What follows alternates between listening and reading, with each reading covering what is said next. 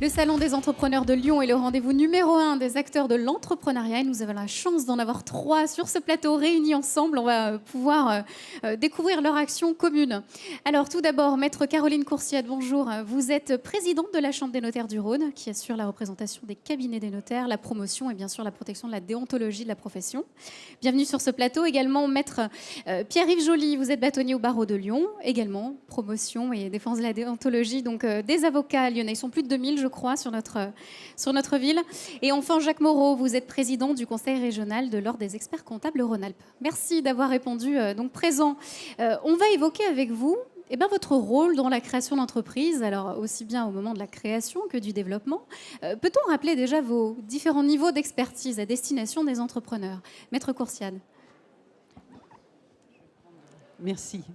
Eh bien, écoutez, le notaire, effectivement, va accompagner le chef d'entreprise parce que le chef d'entreprise, c'est aussi un homme, une femme, avec des soucis personnels et on va l'accompagner dès le départ par des questions concernant un contrat de mariage, un PACS. Ensuite, dans l'évolution de sa construction professionnelle, par l'acquisition de biens immobiliers, par aussi des protections qu'on peut lui proposer, l'insaisissabilité de ses biens.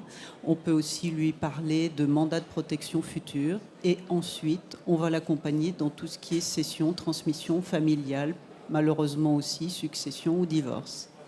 Est-ce qu'il y a un moment spécifique pour venir vous voir? Ah non, tout de suite. Il faut commencer dès le début à se renseigner et ne pas faire l'économie, effectivement, de cette consultation, que ce soit la consultation du notaire, mais aussi des professionnels qui m'accompagnent, comme les avocats ou les experts comptables. C'est très important. Justement, on va donner la main à Maître Joly. Effectivement, c'est une belle phrase que Caroline Coursiade vient de nous rappeler. L'une de vos confrères avait dit « Ne faites pas l'économie d'un avocat ». C'est pas quand ça va mal qu'il faut venir nous voir, venez avant. Pouvez-vous nous en parler? C'est une bonne réflexion, effectivement. Quand on crée une entreprise, c'est qu'on a une bonne idée. Mais une bonne idée, ce n'est pas suffisant. On va engager des capitaux financiers et surtout, on va engager des capitaux humains.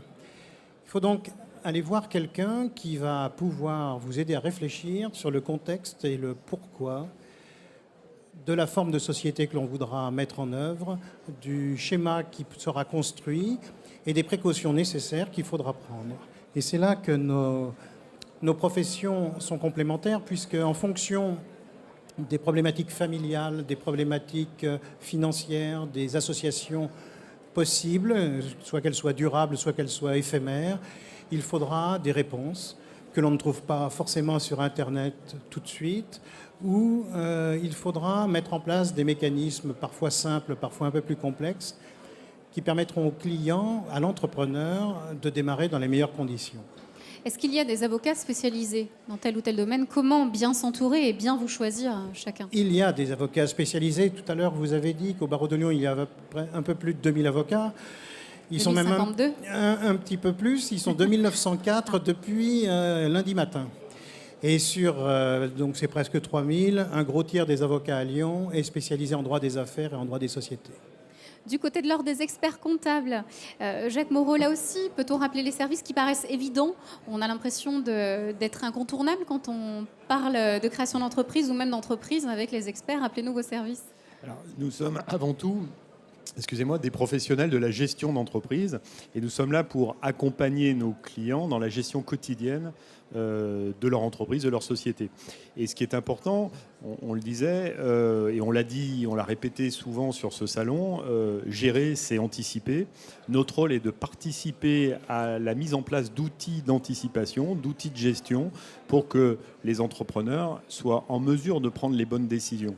Et en collaboration avec les professions juridiques, avocats ou notaires, nous faisons une équipe soudée, en tous les cas à Lyon, pour travailler dans l'intérêt de nos clients et mettre en œuvre tous les montages susceptibles de répondre et aux attentes spécifiques des clients et aux attentes du marché qui peuvent être imposées ou bénéfiques. Alors justement, concrètement, comment ça s'organise sur le terrain? Si vous êtes là tous les 3 ensemble, ce n'est pas anodin.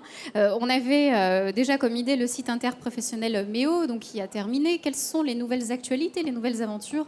Concrètement, comment vous atteindre tous les 3 ensemble? Alors, nouvelles aventures, on va dire une aventure qui continue parce qu'elle a déjà 10 ans et elle a un nouveau nom, mais elle perdure, l'API, l'Association pour la promotion de l'interprofessionnalité. Donc ça nous permet de nous réunir tous les mois, de faire le point sur nos activités et puis de démarrer ce qui concerne la loi de finances, par exemple. Aujourd'hui, le salon de l'entrepreneur. Demain, notre université interprofessionnelle avec un sujet qui va concerner nos 3 professions. Je vais vous poser une question qui va peut-être un peu picoter, mais on revient toujours un petit peu aux tarifs et toutes ces choses-là. On a parlé d'économie en début d'émission. Est-ce qu'un jeune entrepreneur qui débute, peu importe son âge, jeune entrepreneur, est-ce qu'il peut déjà venir vous voir ou est-ce qu'il faut déjà un petit peu d'assises et avoir une entreprise importante pour pouvoir avoir vos services? Non, je pense sincèrement qu'il y a une part un peu de fantasme et d'inquiétude déraisonnée à ce propos. Nous, ni les uns ni les autres, n'accueillons un créateur d'entreprise en lui demandant d'abord de montrer son porte-monnaie à l'entrée. C'est pas comme ça que ça se passe. Un projet d'entreprise doit aussi séduire, conquérir le conseil qui va donner des indications sur la manière de s'y prendre. Naturellement, nous ne sommes pas des purs esprits, nous avons besoin de facturer, de faire vivre nos études et nos cabinets. Mais on en parle très simplement, peut-être plus simplement même qu'avec un particulier, puisqu'un chef d'entreprise, la notion de l'argent, il la connaît. Et on se met d'accord sur un forfait ou sur un honoraire étudié en fonction de la difficulté de la consultation, des diligences que nous avons mis en œuvre et du résultat quand on est le client. Je crois que ce qui est très important de dire, c'est que nos clients créateurs d'entreprise ne partent jamais dans l'inconnu ou à l'aventure avec nous sur ce chapitre. Ce sont des gens qui savent parler finances et à qui nous parlons finances sans difficulté. Voilà, et parfois, il vaut mieux investir que de prendre des risques. C'est exact. La dépense, qui est somme toute assez raisonnable, permet d'éviter bien des déboires et permet de faire bien des économies ultérieurement. Au-delà de ce salon des entrepreneurs, comment est-ce que nos spectateurs peuvent vous atteindre et vous contacter, vous joindre lors des experts comptables ? Alors, tout d'abord, je pense que ce qui est important de rappeler, c'est que si nous sommes tous les 3 ensemble et tous les 3 présents sur le même stand au cours de ce salon des entrepreneurs, c'est pour démontrer l'intérêt pour les entrepreneurs et les créateurs d'entreprises de s'entourer de tous les conseils nécessaires à la création d'entreprise. Donc on a une démarche qui n'est pas purement interne à nos professions, mais qui est tournée vers nos clients en montrant que nos professions collaborent. Ensuite, comment nous trouver ? Nous sommes tous les 3 les représentants d'institutions qui sont visibles. Alors on parle beaucoup d'économie numérique et de choses comme ça. On est invisible sur Internet, comme tout le monde. Je pense que les ordres mettent à la disposition tout simplement des annuaires. Et là encore, rien n'est imposé. Je pense que tout client d'un professionnel du conseil a le droit de choisir, a le droit de s'informer et a le droit de comparer les services qui lui sont proposés par un professionnel qui va l'accompagner et qui ne va pas l'accompagner sur une opération ponctuelle, mais qui va l'accompagner sur une opération à long terme tout au long de la vie de son entreprise. Toute dernière question, le Salon des entrepreneurs fait la part belle au numérique, à l'économie sociale et solidaire. Là aussi, vos professions sont à même de suivre régulièrement l'actualité, de pouvoir se former et apporter des solutions concrètes, des services à ces nouveaux chefs d'entreprise ? Naturellement. D'abord parce que nos confrères qui arrivent dans la profession sont d'une génération qui est celle aussi des nouveaux chefs d'entreprise, connectés. Et depuis bien longtemps, nous travaillons, nous organisons nos ordres et nous organisons nos cabinets et nos études en ce sens.